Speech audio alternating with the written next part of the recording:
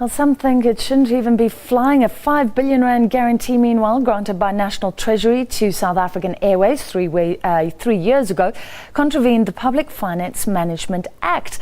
That's according to closing arguments presented by Comair in the North Gauteng High Court today.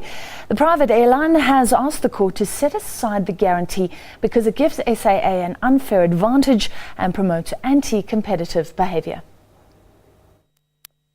Senior counsel David Ontohalter took the center stage to justify why Comair wanted SAA's R5 billion guarantee to be set aside.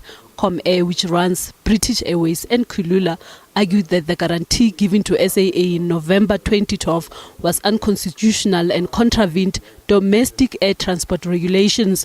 Ontohalter argued that former Finance Minister Pravin Gordhan had indicated then that SAA would be unable to repay the loans. He said this was in contravention to the Public Finance Management Act. Comair says the guarantee is utilized to support the debt structure of SAA and does not create a level playing field for airlines operating in the country. The issue we have is obviously that by getting this ongoing government funding, first of all, it's creating a situation where SAA is allowed to behave in such a way that's anti-competitive because they don't have the risk of ever going bankrupt. They always know that they'll get funding to cover their losses if they don't charge adequate airfares or if they give too big discounts, etc., which we can't compete with as a private airline.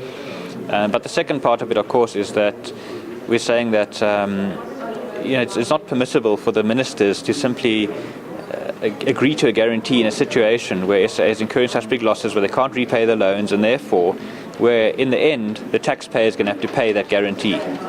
Last week, Standard Bank, Nedbank, Absa and Citibank argued that Comair's application would put their loans to SAA at risk.